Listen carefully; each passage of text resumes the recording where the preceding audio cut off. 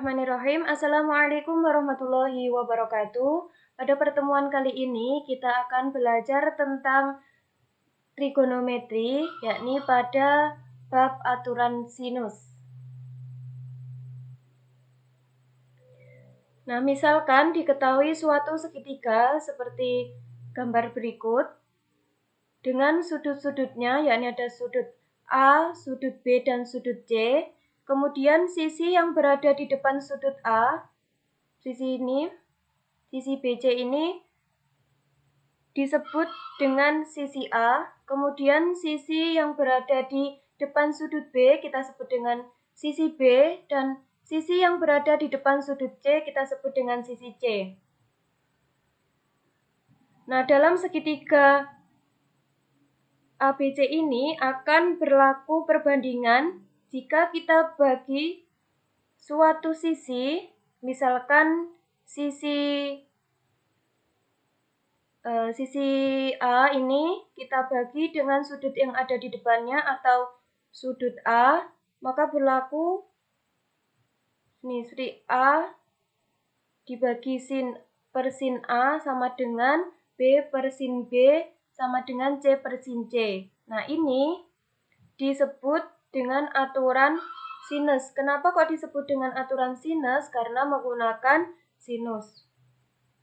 Nah, aturan sinus digunakan untuk menentukan unsur-unsur, yakni unsur-unsur dari sisi atau sudut yang lain dalam suatu segitiga apabila sebagian unsurnya diketahui. Kemungkinan unsur-unsur yang diketahui diantaranya yang ada sisi, sudut, dan sudut atau SS, SD, SD. Saya yang diketahui sisi, sudut, sudut, kemudian sudut, sisi, dan sudut atau disingkat dengan SD, SS, SD.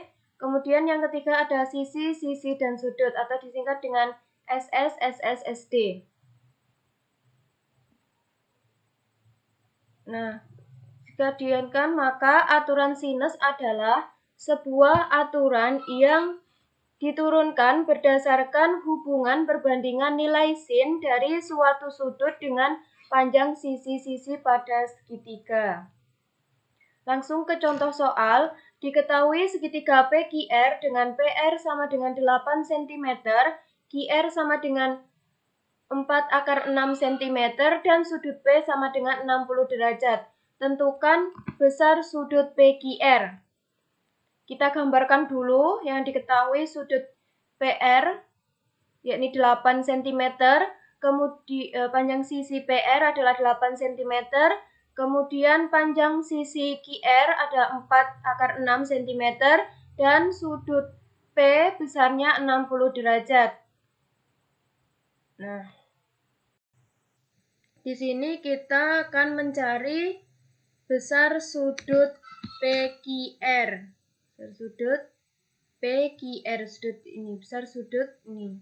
Kita misalkan di sini sudut alfa. Ya, jadi 4/6 per sin 60 derajat sama dengan 8 per sin alfa. Kemudian dari sini kita kalikan silang sehingga jadi 4/6 dikali sin A sama dengan 8 dikali sin 60 derajat.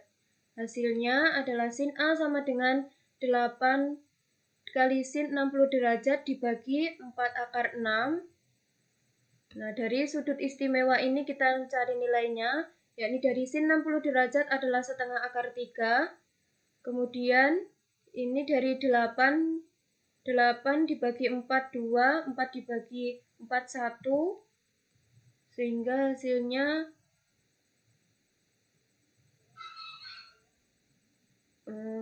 juga bisa ini dikalikan 8 dikali 1 dibagi 2, sehingga hasilnya 4/3 per 4/6.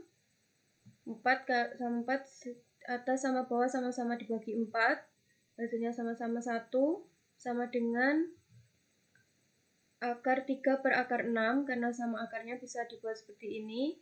Dari akar 3 per 6, kita sederhanakan menjadi akar 1 per 2, atau sama dengan akar 1 per akar 2. Nah, Karena ini bentuk ini merupakan bentuk irasional, makanya kita ubah menjadi bentuk rasional dengan mengkalikan antara penyebut dan pembilangnya sama-sama dikalikan dengan akar 2.